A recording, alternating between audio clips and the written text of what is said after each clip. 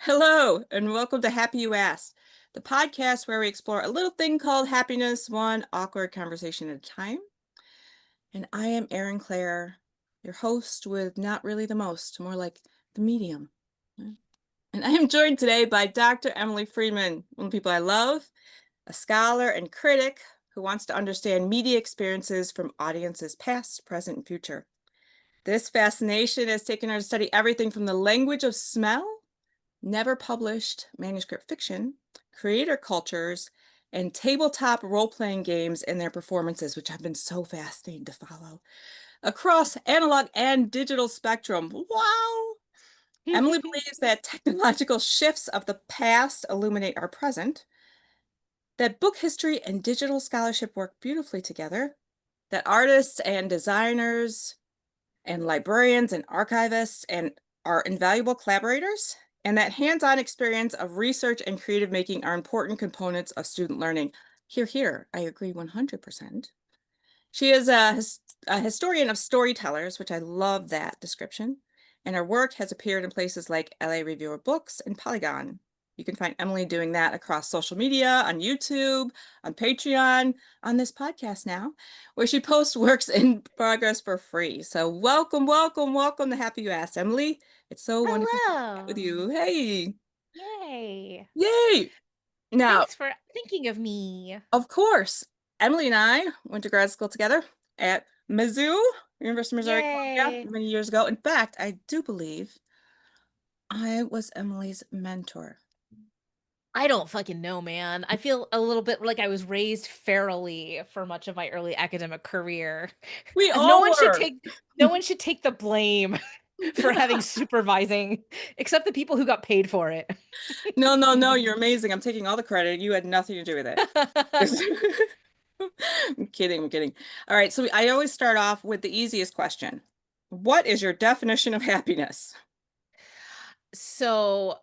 We are all English professors here. There's a Mhm. shocking number of English professors who end up in this little pod. It's going to be a problem, a beautiful, wonderful problem, which means, of course, as an 18th centuryist, I go to the OED. And so the thing I always think about is that happiness comes from hap, right? It comes from um, fortune, luckiness, and it's not originally an emotional state. It's hashtag blessed, right?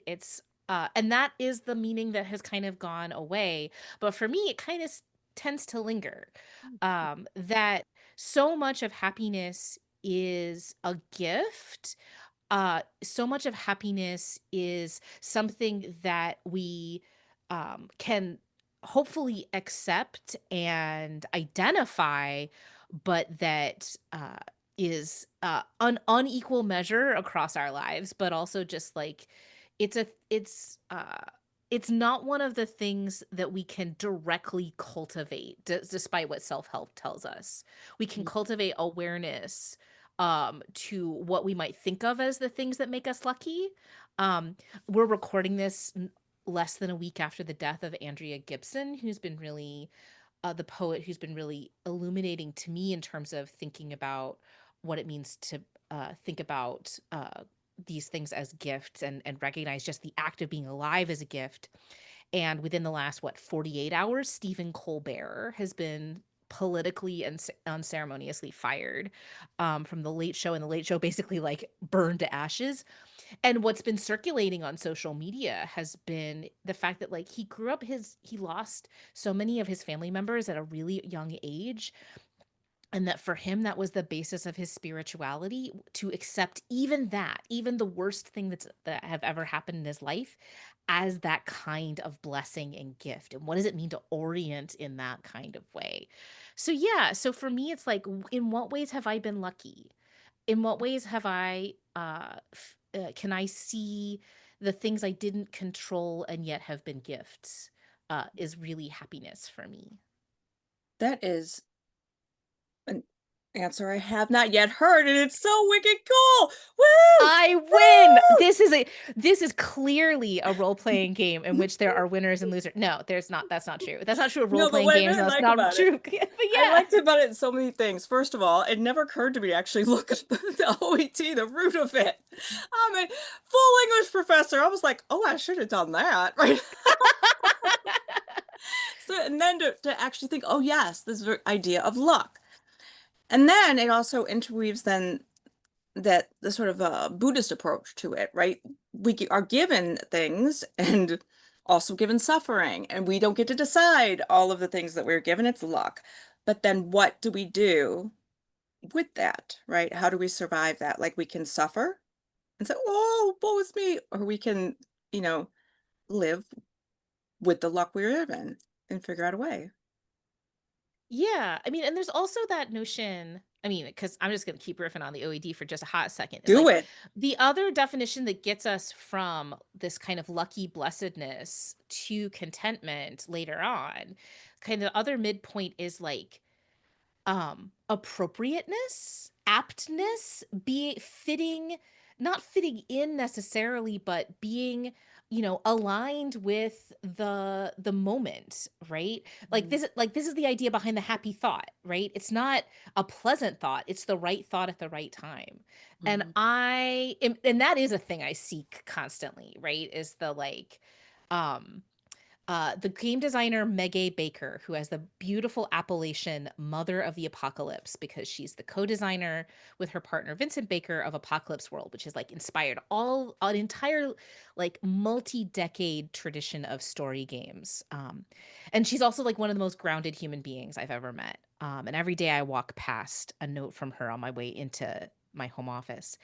And I was once very stressed out with my very tiny amount of nerd fame, and because it was asking things of me that I didn't have the bandwidth for, not unlike being a dean or an administrator, right? And I was Yeah. like, Meg, you have inspired so many people. So many people at this nerd conference we're at want to talk to you. How do you grapple with that? How do you handle that? And she says, every morning I get up and the first thing that I do after kind of being grateful that it's another day is, what is the work that is mine to do? How do Mm, I align with my skills and my talents and my gifts, and how do I put those to use in this day, right? love This that. moment.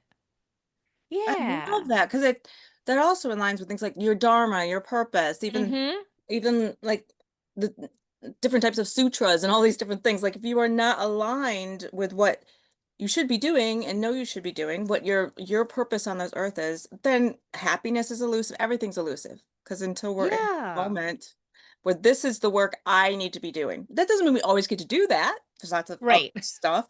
But if we are always driving towards that, like what is my work to do? I think we'd all And be it's so the much happier.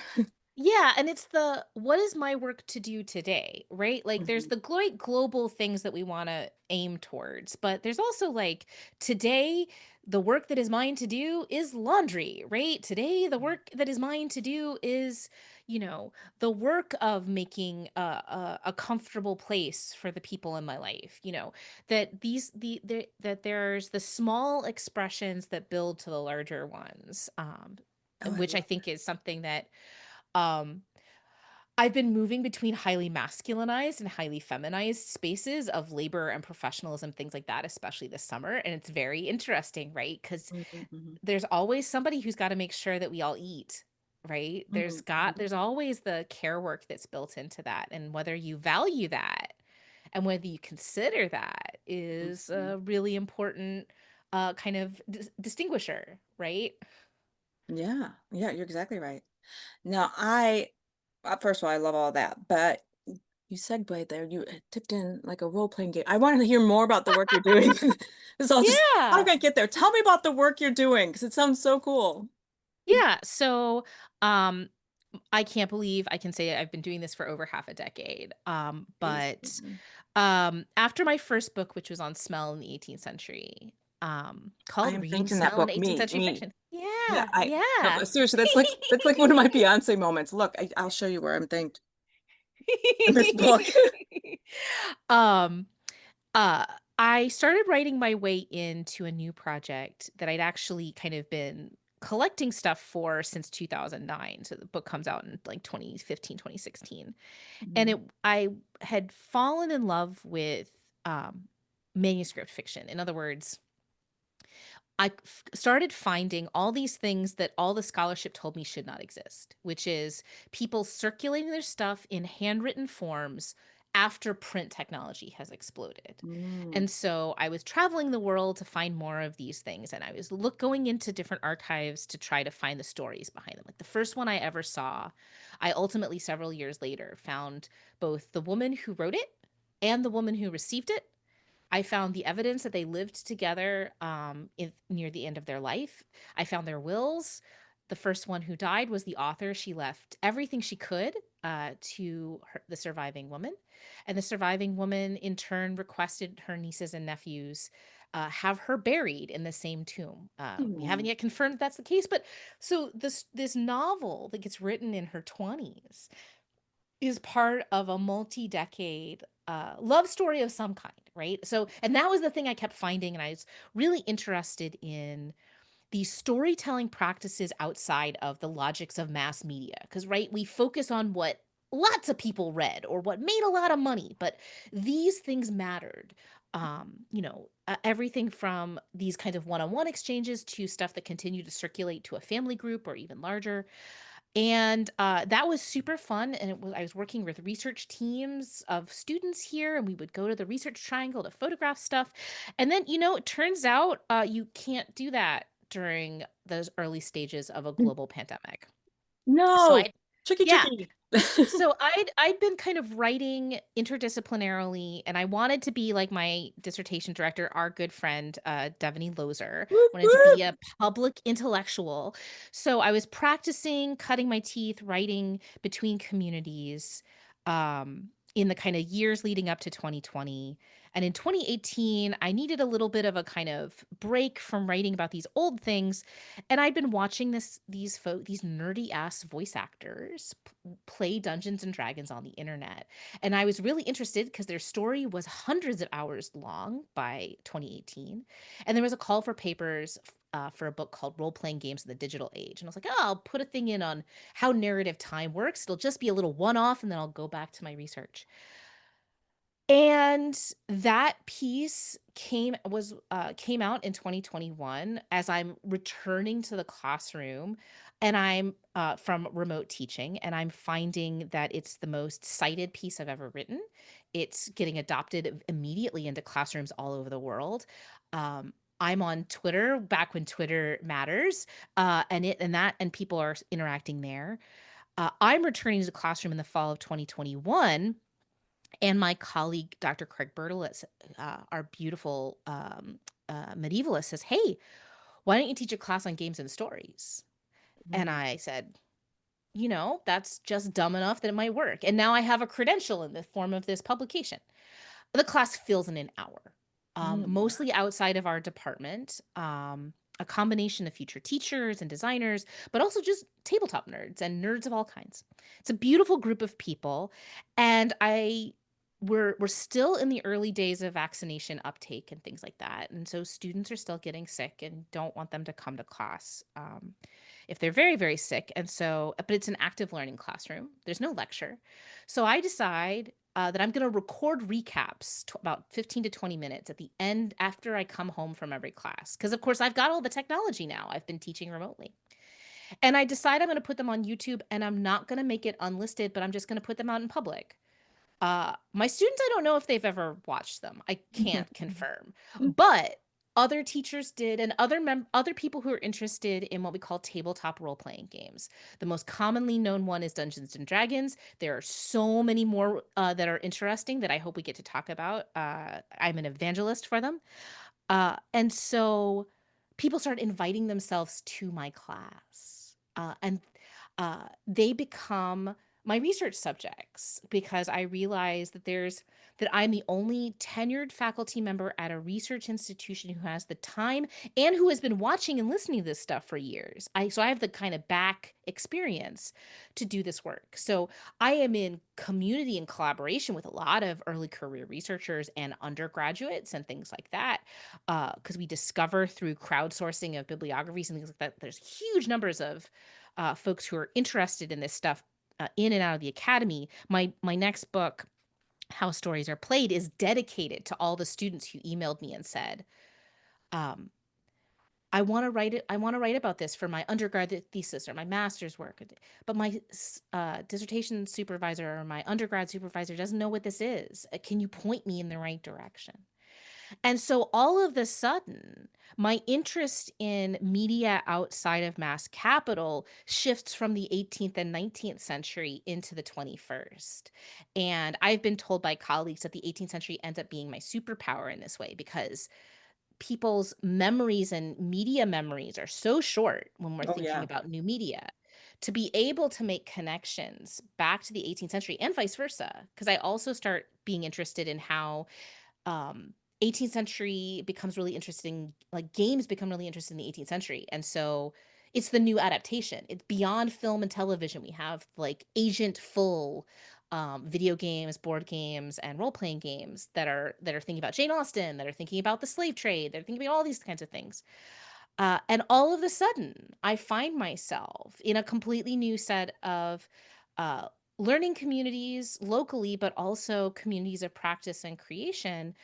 I start writing for the very large, although now kind of co-opted by uh, being purchased by a slush factory. But Polygon at the time was getting tens of millions of readers every month, and I was writing about this form that we call actual play, the performance of role-playing games for an audience, which has about a 20-year history that I'm recovering. I'm going to hold up Oh. so that Aaron can see it, although you, dear listener, cannot. There, Well, no, I you have have a to open DVD. YouTube. You have to turn YouTube. Oh, nice. Oh, yay. We have a DVD-ROM from 2008 of an actual play that was recorded before podcast even existed as a word, because it's from several years earlier. But yeah, so it's this kind of you know, what when one door closed, it turns out I was at the threshold of another one that I didn't expect. Which has been really serendipitous and amazing and Yes. wonderful. And connects back And to what we were saying before, yeah. like a sort of dharmic path. And I think a lot of that is like being open to things. So just being like, hey, I'll record this and put it up. What's going to harm me? Right. And you really do the risk factor. What's going to harm me? It turned out helped you a whole bunch, right? So little things like Yeah. that where we're sort of like, "Yeah, I'll just try this or I'll just try that." I did want to think how much in telling that story, how much of being a true historian you revealed about yourself. I think about how, and people who aren't academics really think of history as set in stone, right? And history and being a historian is about finding what we don't know yet. And that's harder than it sounds. And so the work you were doing with those manuscripts and the work you're doing even with these, this thread of tabletop gaming throughout time is finding out what we don't know. And that's real history. Right. Or in the case of what I'm doing right now, what we're in danger of forgetting very quickly. I mean, so I've been doing both large scale like surveys, doing a lot of human subject stuff. Thanks to the Auburn IRB for looking over and make sure I'm not messing it up too much. And also doing interviews, both like journalistic interviews, research interviews, and then just like my phone, text conversations. I'm a little bit more careful with how I handle those, obviously, in terms of public stuff, but it gives me context. And what's striking to me is how much we are memory keepers, right? This is We're also recording this right around the time of the big digital humanities conference ADHO, and Rupika Risam just was talking about, all of the projects that have been kind of in response to active attempts at forgetting, right? So you've got Susho, which has been rapid response, collecting and making safe the digital memory keeping of Ukraine, and other kinds of projects that are like designed to kind of get in and out in the most lightweight footprint possible so that we can save as much as we can. And so for me, I mean, that's very much what my scholarship right now is to say this is worthy of having a history. And we Mhm. need to now take the steps to try to preserve some of it. Because with born digital media, if we don't intervene, it's only going to be the stuff that has the most resources, which may or may not be the most artistically interesting or even the most influential, Yeah. that ends up surviving. And it's a very interesting and fascinating place to be in, not only as a historian, but it also means that I'm a critic, right? In that pure sense of the term of being part of the conversations, hopefully not the only arbiter, but part of the conversation about what's worth remembering, Yeah. which is real hard to get my head around. I mean, and that's I think a very mid-career thing for a lot of us in a lot of fields, and it's where I have common cause with a lot of my research subjects who, like me, stumbled into success in their field by a pathway that closed up behind them because it was very of a particular moment. And now we want to support the people who are trying to do something in our wake, but we can't provide a template. We can't Mhm. provide a blueprint. And which means we have this outsized responsibility of care to try to help provide the support that we can. Wonderful. This is fascinating shit. Yeah. It's real weird to go from I am an observer to I am not an influencer in the like, please buy my, my cool protein powder, but And a truly creator of influential. history.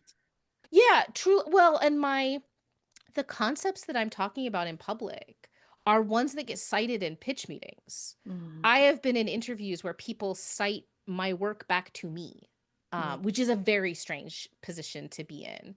For all our beloved Devaney has an amazing amount of pull. Jane Austen is not available for comment, for better and for worse, right? She's not going to change the trajectory of what she does in the same kind of way. And I wouldn't say like I've been like, historically influential in that kind of way, but definitely like people are keeping things that I've said in mind, which is kind of amazing. Yeah. Well, and here's a reminder of that, thinking about, like, for you, a very real daily consideration of what it is to create history. But all of us, no matter our influence, are the creators of history, right? Mhm. We all are. It just is different circles that, right, of influence, and that's it. Mhm. But whatever we do or don't do, we're creating that history. So it's just to have it, the consciousness of that, though, be like, this is actually what I'm doing, can be a little stressful.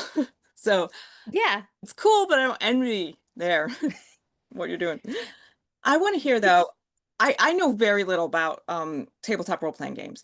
Just okay. hasn't been in my life ever. I mean, I know they exist, but you know, I was playing not even Scrabble because these things give me anxiety. I mean, I can't even do a Scrabble game. Let me say, and Monopoly is that we're gonna fight. I don't know. So I know No, very little about it. I no, do know you about and D&D. David. No, you and David need to sit down because first of all, David's gonna take like the to this like ducks to like a duck to water if he hasn't already. Um, because we think about a lot of the tradition of modern role-playing games. Like put D&D out of your mind. If you Okay. haven't heard of D&D, bless you, my child. Mhm. Um, what I start with in my classrooms is a game called For the Queen. And so it's the little red boxes up here. They're Mhm. really small. It's a deck of cards. And it starts out, you don't make a character because the character is going to emerge from the questions that you answer, kind of like an interview. And it teaches you the rules as you go around and pick up each card. And the beautiful Alex Roberts has designed this in a beautiful way. You have this spread of illustrations of queens, and you pick one, and that's your queen that you're directing everything to. And you know that the queen has chosen you to go on this long journey that she's going on because she knows you love her. And then you answer these questions that are very pointed and very randomized. And each of you in the table is answering different questions about why you're going on this journey. And the questions shape who you are. And so at some point in that deck, there's a card that says, the queen is under attack. Do you defend her? And then everyone answers the question, and then you collectively tell the story of what happens. Uh, you can play it in 20 minutes or you can take an hour. And I love it because it reveals so much about the students that I'm just encountering or anybody that I'm just encountering, right? Some years you discover how bloodthirsty a table is. And one year, all the endings at all the tables were queer, polyamorous, like, what if Game of Thrones, we all just got along? And so that's where we start, right? Just question and answer, and we're watching and we're playing to find out, which is what Meg and Vincent with Apocalypse World and the PBTA tradition, what we call Powered by the Apocalypse. We literally play to find out the story together. And some of these stories you can play by yourself, like hanging out with a glass of wine, can play a journaling game like Amending, where you're doing a similar kind of answering questions with cards, but you can also sew a map that's Mm. the route that you're taking to see your friend. And I'm if making you, notes. yeah, yeah, and if you ever decide that you're not going to be on that journey anymore of the story, you tear the map in half. Ooh. And if you resume the journey, you sew it back together again. So it's Oh. what we call a keepsake game, Mm, where you have an artifact, an art object of play. My mm, students adore it unreservedly. And I have this amazing game that just came in that we're going to play tomorrow called Revolt, which is a little bit of a combination of both the map making game of something like Amending or the Quiet Year, what my niece and nephews call the Skulls game, where you draw a map and it's one quiet year. You're answering those questions by cards. mhm. And at some point in winter, the bad guys are going to come back, and what are you going to do? And you're answering questions not as individual characters, but as a community. And the beautiful thing for playing with children, I played this with a Montessori class of 9-year-olds several years ago, is everyone on your turn, no one can say no. No one say no, that's not how it happened. If you don't like what's happening on somebody else's turn, you take a little skull token and put it in front of you, showing that the community has some contempt for that Oh, idea. oh, it's like Salem. Uh, yeah, no, and the contempt can be given back, but it's literally on your turn with the quiet year. Avery Alder has made this into a fascinating conversation about you can choose to put something on the map to add something. You can choose to hold a conversation, hold a debate, and the debate does not have a vote at the end. There's no resolution, just there was a debate, and you set yourself little projects that will develop over time. And sometimes the card will tell you a project has to get destroyed or something along those lines, but you're getting ready as a community for what's coming. And so those kinds of games are where we start, Mhm, because those are really good places to start, with the idea that role playing games, most of the time, almost 100, I would say 98% of the time, are not adversarial. They're collaborative storytelling games, where if you're doing things like failing, you're failing because it's interesting. You're mm, making a choice to do something suboptimal because it's going to get you a better story, mhm, right? And so and there are lots of other traditions. There are some traditions that we won't go into today, beyond the scope of our conversation, that are kind of more from the wargaming tradition that also had spawned Dungeons and Dragons. Sometimes you just want to fight some monsters, mhm. but you're fighting them together, and there's a game master or a dungeon master who's like all of the things, all of the friction and all of the world that you're encountering, right? And so we're in a renaissance, a new golden age of these kinds of games. And part of that has been inspired by the fact that you can go onto a podcast or onto YouTube or Twitch, and you can see before you try to do it, you can watch other people do it, Mhm, and see what it's like. And it won't be exactly the same way that you might play at home necessarily, depending on how much of a theater kid you are, or, if you're me and you just like taking notes all the time. But you get a taste of, oh, this is what this is like. mhm, Um, and it's a little bit reality TV, only not edited within an inch of its life to misrepresent things. It's a little bit like sports, because sometimes when you watch someone do something really well with a rule set, that's cool.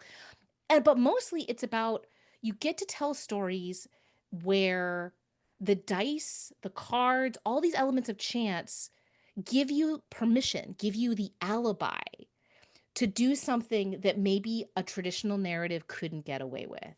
mhm, And mhm. I love that part most of all. The You know, dice are going to tell the story. what's really fascinating is, I mean, first of all, hearing and seeing you tell this and the happiness and joy it brings you, and obviously brings your like students and everybody who comes in contact with it. And it's fascinating because, to wrap it back into this concept, right, of happiness. No, think about this though. If the vast majority of these are not like war, and there's a place for all that, like you said, sometimes you want to just, fight a dragon.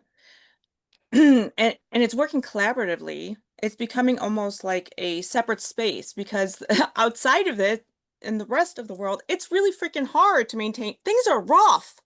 They're freaking rough.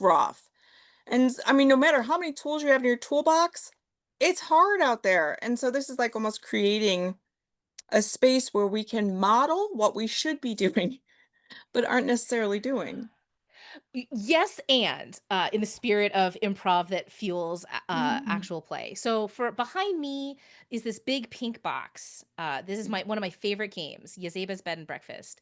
It is a game inspired by Saturday morning cartoons. And Oh. so and it's for people with ADHD. You can play it by yourself, you can play it with your friends, you can start playing it immediately because um, you it is a game where you pick a tone, you pick a chapter, you don't have to play linearly, and you then the chapter will tell you these are the members of Yazeba's Bed and Breakfast that need to be in this chapter, but anyone else is welcome.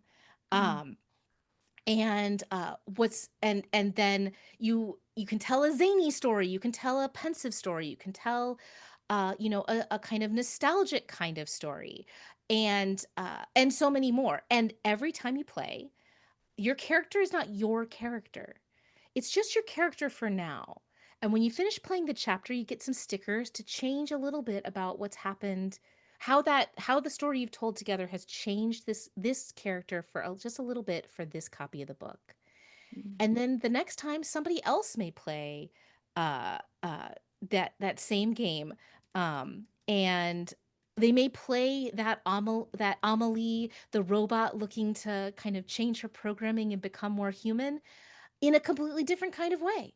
And it will still be valid and it will still be wonderful, and the book and the characters and everything grow and change over time, Mm. and it's often been mischaracterized as a cozy game. And my friend Jay Dragon, who's one of the designers of the game, is very insistent, right? If you go deep into this book, into the chapters you unlock over playtime, you start to get into some really intense, potentially, if you want to, you can go to more challenging and difficult places. I mean, I think what's really wonderful is like the opening ceremonies that I do for Yazebas every time I teach it. Like this has been my goal for 2025 is to have as many of my friends who don't play tabletop role playing games, especially ones who are parents, especially ones who are female identified parents. I have put this box in front of them. And there's a whole mom play group that has emerged from this, which I am very validated by. Mm. But the ceremony we start with is the opening lines of the book, which is once upon a time, the world was cruel, and there was a witch who knew it well. And so she sold her heart to build a house in the woods where the world would never find her. At first, she would let no one into her fortress. But in the long march of days, a strange thing happened. In her own cold and spiteful way, the witch made a friend, and then another, and then several more until her house was teeming with colorful faces and complicated lives. The house would come to be known as Yazeba's Bed and Breakfast, and it would last for a very long time. So we get that cadence of the fairy tale, but if we read it even just remotely closely, the world is cruel. Mm. Our Yazeba knows it well. To build this sanctuary, she has sold her heart away. And she doesn't change. Her own cold and spiteful way has made it possible for these colorful and complicated lives to exist. So it's the kind of both and. So you look at the pink box and you think, this is my way in.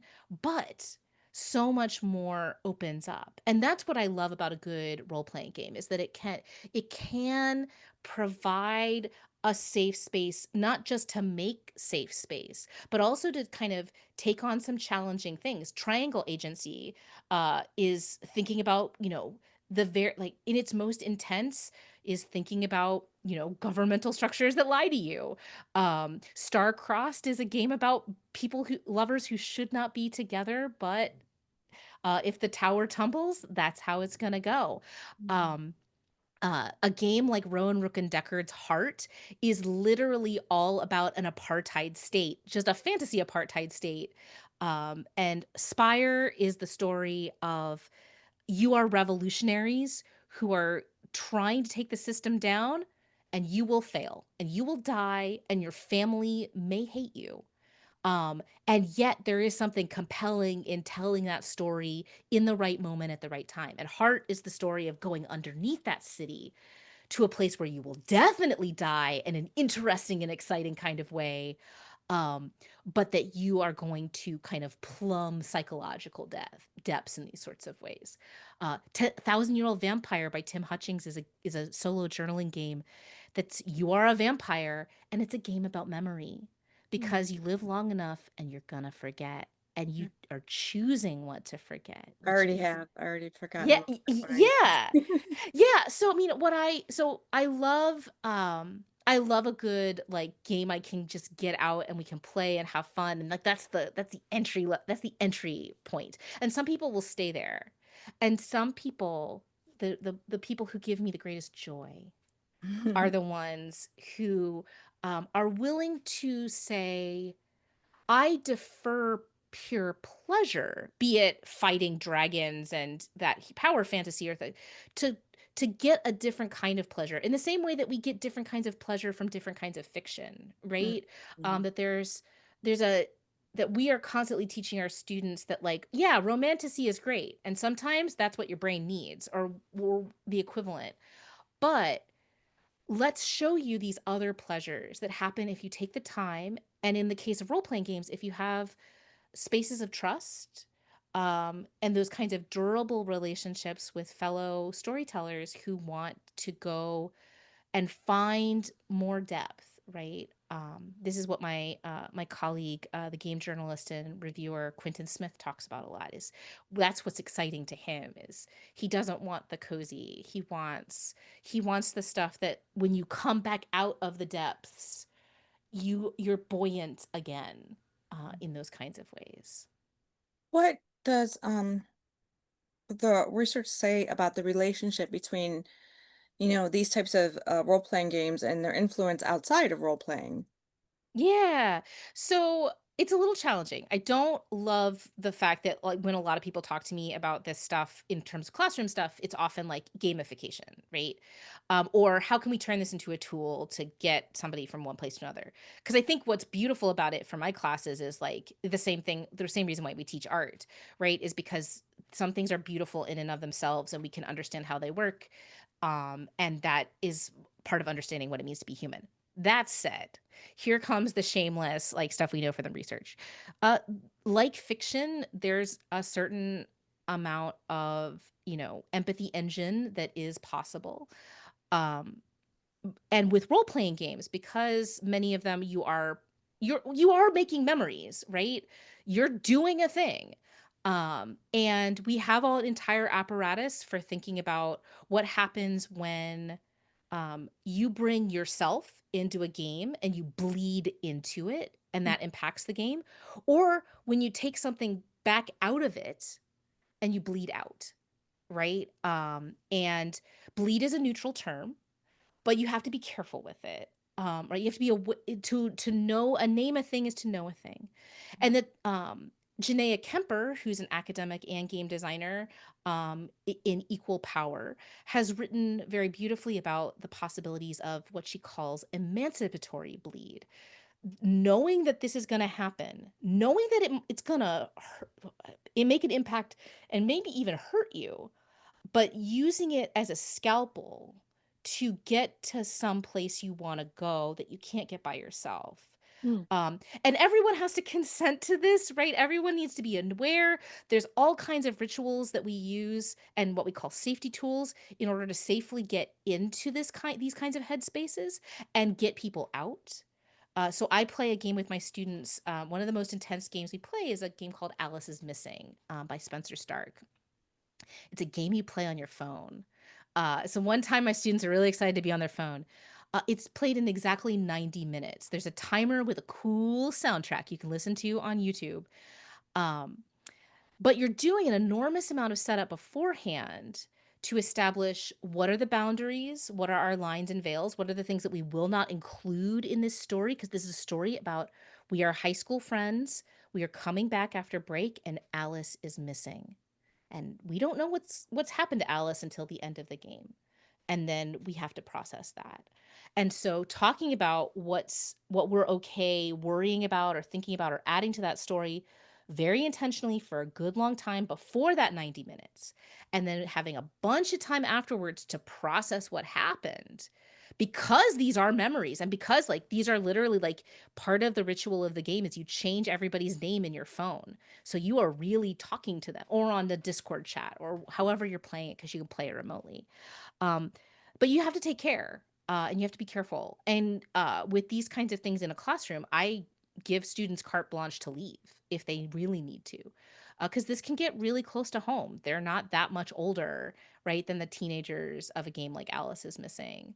But yeah, so it's got this cauldron of possibility precisely because it is a thing that you take with you and remember. And so one of the things that many games like Alice is Missing do as part of their final ritual is talk about what are we taking with us Mm. and what are we leaving behind? What are we saying this stays here and we don't need to take it with us? And that's okay. I've Because seen there's it the at the end of possibility. almost every yoga class. What? Yeah. No, it very much aligns with when I was doing yoga all the time because I was living across from a yoga studio, right? It's what's going to be left on the mat? What are we taking with us? These kinds of rituals are true of many different kinds of embodied play spaces in lots of Yeah, ways. I love that embodied play spaces. I've been sitting, you've been blowing my mind this whole time. I'm like, whoa, hair blowing back, eyebrows. Like, I had no idea any of this. Holy, what the hell? And that's why this season of my career is so much fun, Yeah. because I have both like hardcore nerds, right, who are teaching me all the time and I get to learn alongside. But there's still so many people for whom this form of play feels like a thing that you do in a basement at the age of 16 and leave behind, but that is so much like every other art form has mature and interesting and enriching kinds of ways for us to encounter it, from the time we are little kids to the time we are have so much more experience and wisdom to bring into our acts of play, because play is for everybody. It is. Man, that is like key to enjoying happiness. What are you doing that makes you happy? How are you playing every day? How are you playing? Yeah. And we all need to, no matter the million forms, but find your form and freaking do it. I was screaming at a Lumineers concert last night, Fenway Park. That's my form of play last night. I had the best time. Yeah, I Yeah. mean, and that's the thing is like, and one of the things that's I have, as you can see, many role-playing games in my teaching library because my students love the physical objects. The number of PDFs is even more worrisome. And one of the things that I hear a lot from folks, especially people who really love the hobby, is a kind of lament that they can't play as much as people who are quote unquote professionals, either people who like me kind of can say to their friends, okay, I might teach this game. Who wants to play it with me? Or people like my friend Quinn's, who has like 3 games on the go every week because he's got to review them for work, to game designers and these actual play performers. And one of the things that I think all of us have been trying to kind of emphasize to folks is like, sometimes these things are just fun to read too, right? And that they can inspire, you don't have to play everything. Or that there's kinds of play that are textual play, that are, these kinds of engagements with text, because these are incredibly beautiful objects. I'm gonna show Revolt. My favorite part of Revolt is like many of the games that are keepsake games. It has a map, A map. guys. It's like a beautiful cloth map that I can like that Okay. you put your that you explore and you make up the stories. It's Oh, just there to be a rich text. I love There's that. like sometimes these things are just beautiful objects and it's really amazing. Um, but yeah, the play takes different shapes in different seasons of life. I just came back from a play test about a month or two ago where we, set aside most of a week. We were in a Landmark Trust rental in Bath, and we played a game that's about toxic masculinity and being evil wizards and then all the men cooked and we had a really great time in a kind of summer campy sort of way. And that, is that my everyday diet? No more than I think an intensive yoga retreat is for you. But there are other parts that can be part of my daily practice, which are things like sometimes it's consuming actual plays, watching other people play. Sometimes it's reading these beautiful books and thinking about, who are the people that I want to bring to the table for this particular game? Or in the case of some games, I don't think I want to play this, but I'm taking inspiration from it for another game that I want to play, or these sorts of Yeah, things. I love it. That there's lots of different ways. There's not just one way also to do these things. You know, we're already at the end of our hour, which is ridiculous. This happens all the time. Which means you have to come back because I need to, I've only feel like I've only like this, like a tiny itty bit have learned what I want to learn about this from you. And yeah, and maybe you'll have listener questions. 100% I will. I already know, like I was like, and this person, and my kids. But here's the closing one, also the easiest question. What is one of your favorite songs? And this goes on a Spotify playlist, so Okay, so I'm gonna cheat a little bit, so you you can can make a cheat. choice. So I unexpectedly had to have surgery this spring, and out of the clear blue sky, the Bare Naked Ladies song "Odds Are," which I had never encountered before, I saw them kind last week of in concert. they're so great. And Bare Naked Ladies is a big part of like Brian Wilson lives rent free in my head, all these sorts of things. But odds are, it's been really, I think, is really appropriate for our conversation here, both in terms of odds are but also like the idea of like it's gonna the odds are good that the things are gonna be okay, right? That there's a better chance, right? That we're probably going to be all right. Which is so it's in heavy rotation right alongside uh Mary Gautier's Mercy Now, because God knows we all need a little mercy now. So that's like the upper and the more mellow part of the mix. Love that. Emily, this has been amazing. It's like we, we grew up pretty cool, man. Look at the cool stuff Yay! we're doing. Oh, I'm so yeah, proud of no. us. God, social media, sometimes people say social media was a mistake, but I think what the nice thing is that you get to keep getting little glimpses of the amazing things that other people are doing as we're all growing up and not growing old, Nope, just growing up. just growing some way or other. Some way, somehow. All right. Well, thank you everyone for listening, and thank you so, so much, Dr. Emily. Yay! All right. Such a Thank you. joy. Bye now.